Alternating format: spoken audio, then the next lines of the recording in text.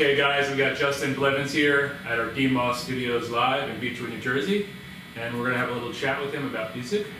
We're going to find out how he wound up picking this guitar up in the first place. We're going to find out why he's still playing and where he's going. So go ahead, Justin, so tell me, what made you pick up a guitar, or when you were younger, how did the whole thing start with the guitar? My dad was a guitar player, my grandfather was a guitar player, and when I was a kid, we went to the drive-in and we saw a movie called Let the Good Times Roll. Okay. And it featured Chuck Berry. Oh wow. And that was it. I just wanted to do that. So as soon as you saw it, right? That was it. Him and Little Richard. Yeah.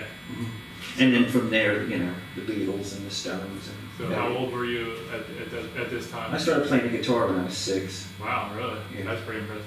Yeah, but it was all around. My dad Yeah. had a band. Yeah. You know, that's all. It was just natural. Yeah. That's what I noticed, that most of the common thing is that most of the musicians and all the people that are really into it, they all start probably at 12 or younger. Most everybody I talk to, they start at a very young age. Yeah. So, and that's, I guess what happens is as you grow up, your brain develops that music mentality, you develop into it. And through your whole life, it's like you have it in you, you know? Yeah, your mold is set. Exactly.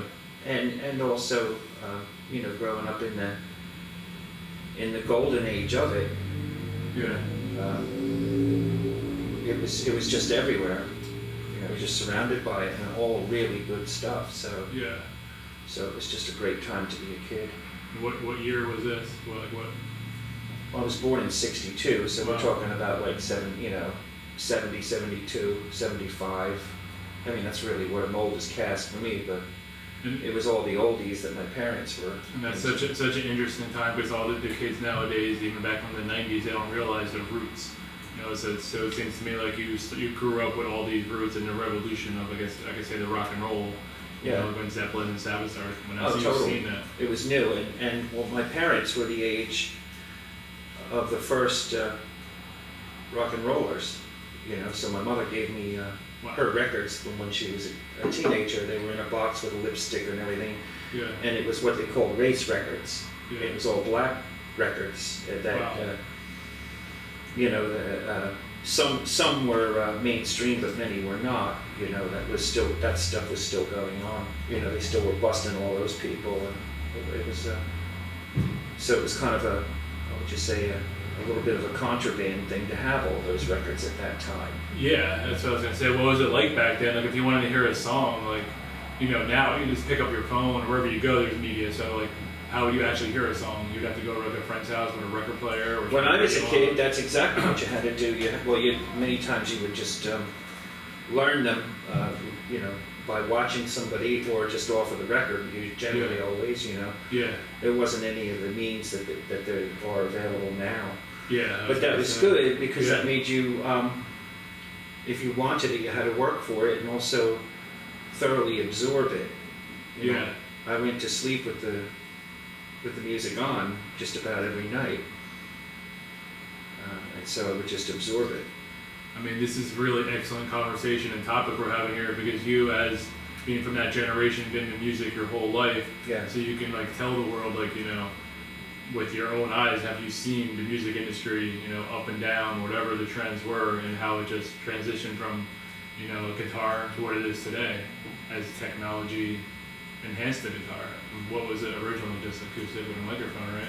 Well, when I was a kid, Jimi Hendrix had already died, you know. But I mean, Wow. so a lot of that Yeah. was already done, all that Yeah. way out stuff. But Yeah. so my dad was a country singer, so in my learning and upbringing, it went from, you know, let's say the Sun Studio stuff and Johnny Cash and Elvis, straight on through to all the British stuff. And then by the time I was doing my own thing, then you had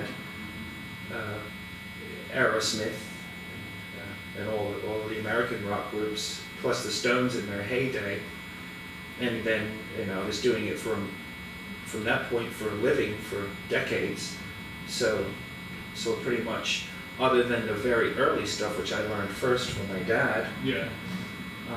I lived through it all. Yeah, that's So I pretty absorbed it wild. all. Yeah. It's funny and I'm still going. It's funny you mentioned the Stones. I just saw a post the other day. Actually, Rolling Stones just came out with another album. Yeah. And I actually had to look up to see how old Mick Jagger is. I'm like, wow, that's impressive. Like, Yeah. the same band is doing the same thing his entire life. I forget what he's like 70. He's 70 or 80. Wow, yeah, Yeah. 80. And that goes to show you like the passion and the drive for the real musicians. Like, I always say love it, or they wouldn't be doing it their whole life. You know, if this guy's 80 years old, he's doing the same thing he's been doing since he was 16, Yeah. or maybe younger, and releasing albums. So obviously, there's a strong meaning and a vibe to all this, and people realize with the music, it's a passion and a love for it. I noticed there are a lot of musicians. Some people put it down for a couple of years, and they come back and put a guitar down and they pick it up. Because I was interviewing this lady the other day, and she said, "Oh yeah, well, out of high school, I loved music, and then I got married, had kids, I got away from it. But she said, for some reason, I just keep going back to it. So now I'm getting back into music. It's just for some reason, my body keeps telling me I need music. I gotta play." Well, I could relate to that. Here's why. Because there was a period where I stopped doing bands.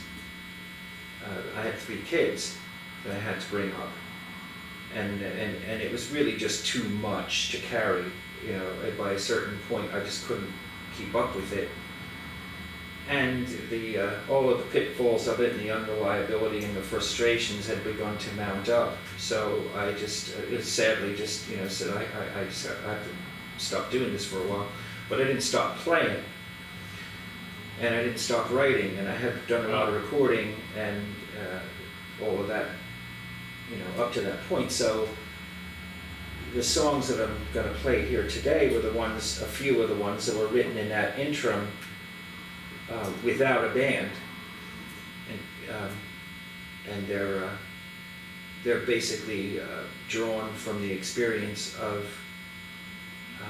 having to make a painful sort of priority of putting everything ahead of what is your particular favor. Sure.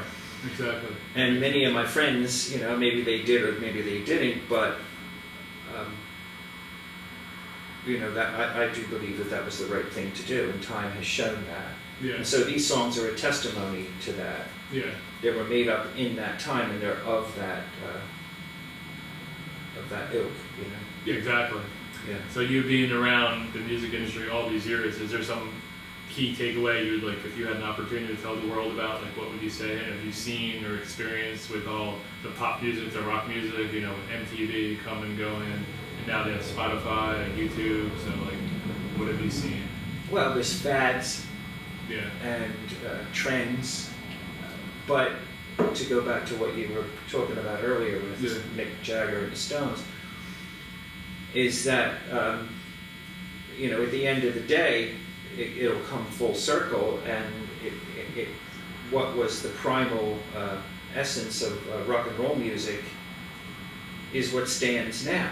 They decorated it all different ways, but it was still really always about the same thing. It was all four time. Right. It's the 4 time. It's the angst. It's the typical verse, chorus, bridge, verse, outro. Typical song producing and writing creative style. It's so many thousands of millions of songs you use that same footprint. It's how you do it. It's how you deliver it. And in the context of a rock group, it's a lot to do with performance and all that. But your whole point is to get it all fired up. Yeah. So it looks like the common thread is just it's a love for music. Whether we have these 7 notes, how many different ways we play and create songs with these notes. We have the sharps, the flats. And there's people get so creative. And now it's like somebody picks up a guitar, or I even play stuff, and everybody's like, "What is that? It sounds so familiar." Because there's so many songs out there, you could just jam on an E minor chord and it sounds like people have been playing guitars in the mainstream for 70 years. Yeah, so now it's like you pick something up. Sometimes I'll be jamming, and people are like, "Oh, that sounds familiar." No, I'm just playing. So you're hearing that E chord and C chord in millions of songs. So it kind of reminds you of that. Yeah, you don't want to be, how would you say, jaded to the point of it's all been done, but it really has. Exactly, right. It's all been done, but the interesting thing is, obviously there's such a huge market for it, but the creative aspect of it and the generations growing up and everybody being an individual, it's never going to die because we all have our own creativity. And what really makes the music different from what I say, everybody has their own unique voice. You cannot duplicate somebody's voice. Think about it, there's billions of, 8 billion people on this earth. Yeah. So everybody has a unique voice. So somebody may play the same sounds on guitar, but their voice is going to make it different. Yeah. You Well, can't- their attitude will. Their attitude, their personality, whatever else they bring to the actual performance. Yeah. But I'm saying, like, all right, the guitar is the same no matter what. You know, you have these chords, these notes, but everybody has a different voice, and their attitude, their tone. There's so many different aspects that go into vocals. You know, I'm sure, obviously, you know. Yeah. You know, you have the way you sing, the way your voice is, the mood you're in that day, whatever. Yeah. There's so many different things go into a vocal, so it makes it so unique. So obviously, if music's been around all these years, it's still going to keep going on forever because everybody's different. Because each generation reinvents it. Exactly. Yes. But the legacies is like the Beatles and Johnny Cash, and they never die. There's still people, like, I know young kids that are 16, 17, they, oh, I love the Beatles, like the Beatles. They don't know what the Beatles is like you do or I do. They How- probably know more because they've been analyzing it so long. Correct, but they don't know when you were younger, like the Beatles were just the new thing. They don't know, like, Yeah. it wasn't like, you know, you can't go to the PNC and see the Beatles Yeah. anymore, you know. Maybe for you, you were able to see Zeppelin, the Beatles, or whatever. No, I'm not that old. But no, you know, Zeppelin in the 70s? Well, true. I mean, they were around, but I was a kid. Yeah. Yeah. She saw them. No, she I didn't didn't see see them. that one. You saw Zeppelin, no? No, we saw Jimmy Page and Robert Plant Oh, you did? in the Okay. 90s, Oh, which wow. was really, really great. Yeah, Yeah. they had a pretty good life. Yeah, so basically, so if you had like some story to tell about your whole age and career in music, what would it be? Like, what would be the big takeaway? Well, you know, I'm a product of it. That's absolutely the fact. Yeah, I'm a total product of it. You know, as far as it really, it's, you know, the Beatles hit in '64, let's call it, and I was little, so all of my life it's been relevant, and I'm grateful, you know, to have experienced what I did in so many ways, and I'm just grateful generally. yeah, And that's an important thing to be. yeah, You know, absolutely. rock and roll stuff, you know, a lot of that gets bagged down with being cynical, and that only gets you so far. Yeah, exactly. Rock and roll, everything's labeled. You know, you have different niches. You have punk, rock, or this or that. At the end of the day, it's just somebody playing their music that's inside them. You Yeah, know, somebody whether trying to it's- get seen. Yeah, like the Sex Pistols, oh, the punk, the California punk, the this, the that. It's all just whatever they're at, all these people get together, whatever their creativity puts together at that time. There's so many bands that say, I don't know what I am, we're just playing our music. It's chilly, that's what I call it. Yeah, it's really, Yeah. so yeah, it just really impresses me. It's just so interesting thinking here, you had a kid, you told me 6 years old, here you are, still playing music. Obviously you love it that much. There's so many things we come across in life, we like it, we get sick of it, you know, we move on. But the music just... I've really only ever done one or two things. Oh, really? Yeah, that's Okay. it. I mean, pretty much. You know, you see some people that are younger, they play sports, alright. No, I never did that. You know, whatever they do, they play certain types of chess or whatever the games were, but the music just, it just, once you have a certain of your emotions invested into it, you're never gonna let it go. Is what I'm getting at. It's true. It's very true.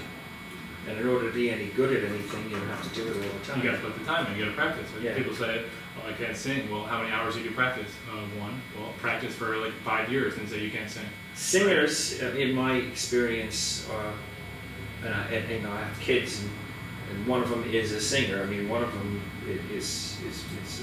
has got that. They can't help singing. They just sing all the time. Wow. That's just what they do. You can't shut them up, you know.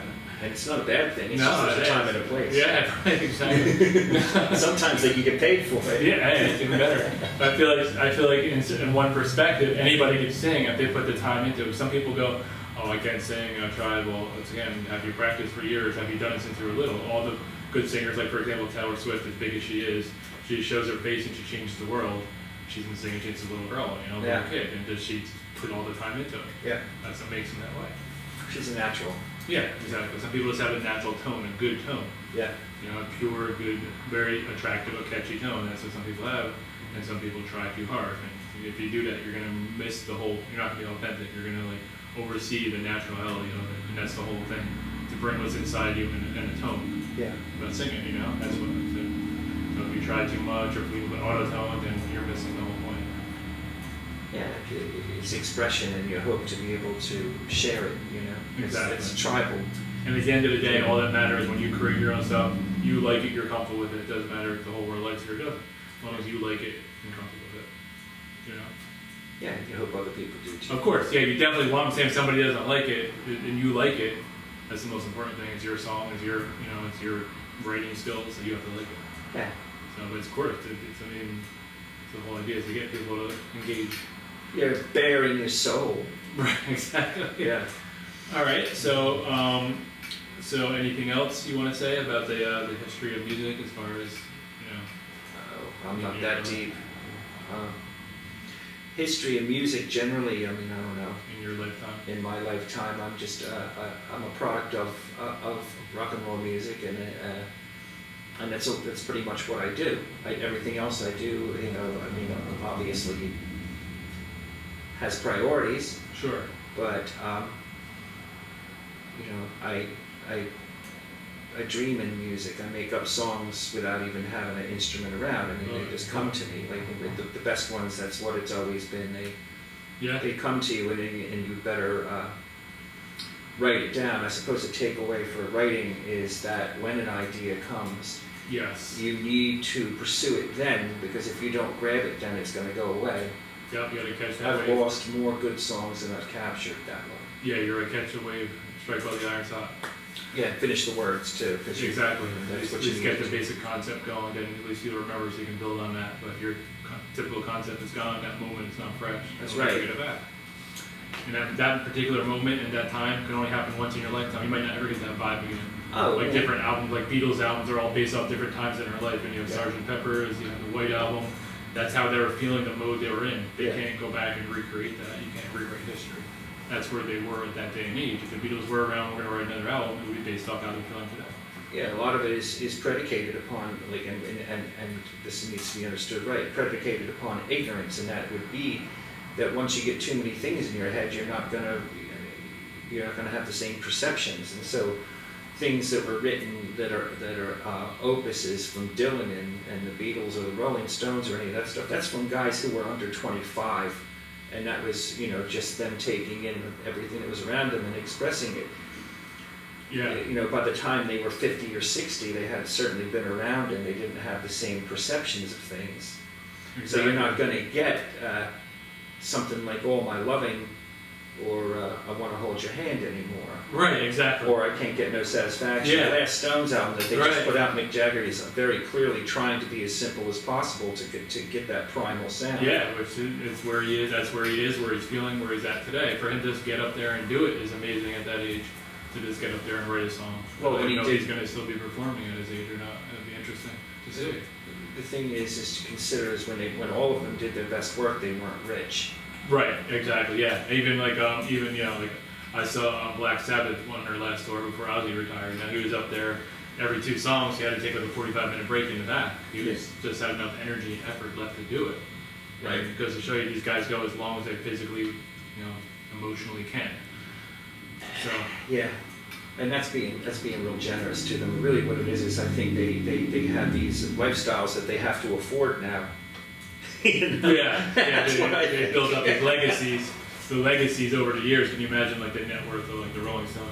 What do you think it costs to float their nut per month? They have to pay that. Exactly, you're right. It's true. That's what it is. Yeah, no, you're right. And they have their lifestyles, and music isn't as much of the priority as when they didn't have the money because they had nothing else to do but music. This is when it becomes a really masterful art of marketing.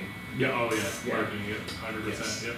Okay, so here we are with Justin. He's going to do 3 songs for us. You want to tell us about the songs now, or do you want to speak about them before you do them? It's up to you. That way we know the names, what your songs are about, maybe a little history about how you wrote them. Well, the first one is called "All Your Time." Okay. And like I said, these songs were written during a period where I wasn't with a group, and I was playing this guitar primarily. I mean, I play the electric one sometimes too, but I wasn't doing a rock group.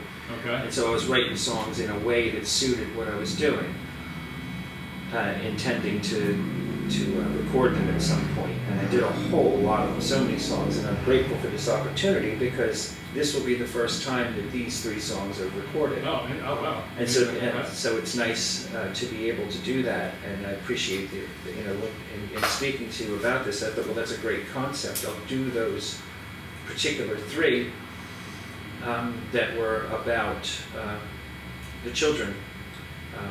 Okay. You know, and that's a sort of a gift in itself. Yeah, that's amazing. Yeah. I love hearing. They're written from that. So all 3 are written from that pool, and not just as children as babies, but Yeah. different phases, and then all of the things that you experienced through that time of your life, I suppose, are incorporated in these 3 songs. The first one is All Your Time Will Be Everything to Me. The second one is called Take On Light. Okay. And then the last one is called We're Still Here. Okay. And they sort of would lend themselves to each other. I would say that they were kind of written in the same time frame, so they have a similarity to, a commonness to them. Okay, excellent. So where can the audience find you if they want to find your music? Are you on YouTube, Spotify? I'm on YouTube in a couple of different formats. Okay. There's music that I recorded with a group called Lazy Dogs. I wrote with a partner, with a group, Okay. primarily with a partner. Okay. And he now does something called Bob Cried Wolf. That was for my buddy. And so we wrote together for a long time. And that stuff is out on YouTube. And also in that group was Jim Shaw Rocks. Okay. And he's out doing his thing. Okay. So all these guys are my friends, they're still around. And then currently I have stuff out there with the group that I'm singing with now, which is called Truth. Okay. And that group is also out there. Okay. On Facebook. All right. And can be seen around live. It's currently together. Okay. Facebook, yeah. Also, you're on Facebook too? Okay, great. Truth, yeah. All right, we'll put the links down below. Truth is a hard rock group. It's Okay. it's a throwback to the Stones and Zeppelin. Oh, wow. And the stuff that's exactly what it is. It's tribute to that time, done authentically because we did it when it was new. So it's not an interpretation. Sounds pretty exciting. It's pretty cool. Yeah, Yeah. look forward to hearing. Okay, so we're gonna do the 3. Justin's gonna do the 3 songs, and so we'll take it from there. All right. Thank you, Dave. All right, thank you. Go.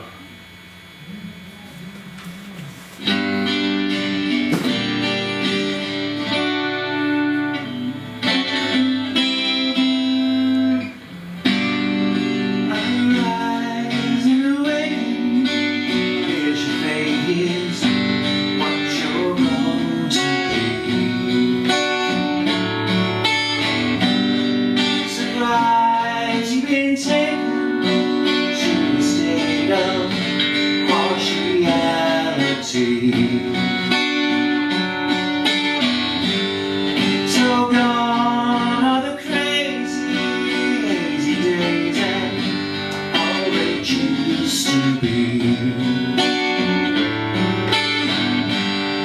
This song is a way that I can tell you what you mean to me.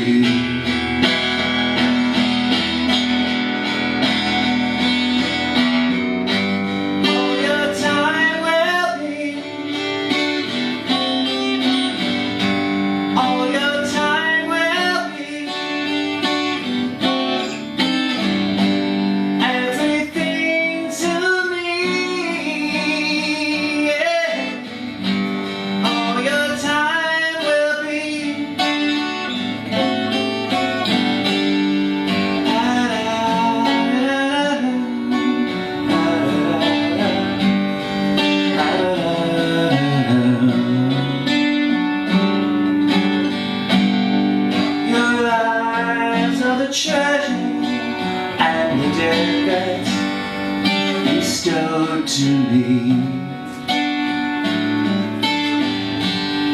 Your love is the measure of success. says that only time can see. All lies in the waiting, nothing sure, but what will be, will be. All anticipating, all my love, so all your time will be.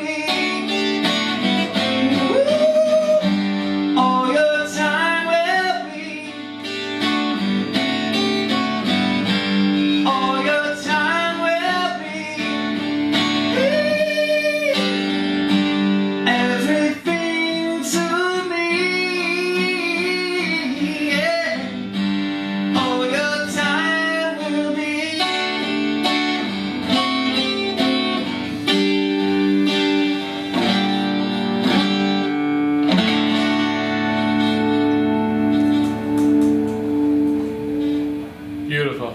Excellent. Good. Sounded good.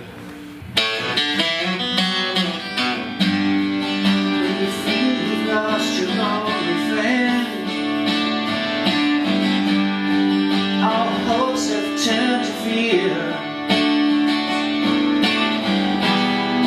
When you think you've reached your only end, think again, I'm always here.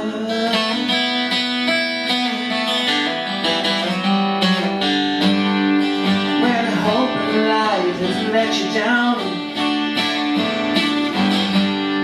you lost all that you hold dear.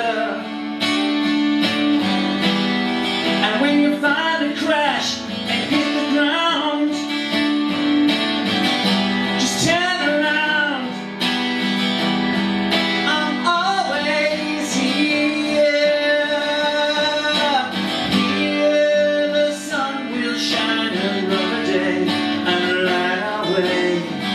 Here where friends are hard to find. So let's cheer the past and all the good times left to find here. 'Cause we're still here. The sun will shine another day and light our way. Here where friends are hard to find. So let's cheer the past and all the good times left to find here. 'Cause we're still here. Perfect. So this one's called Take on Light.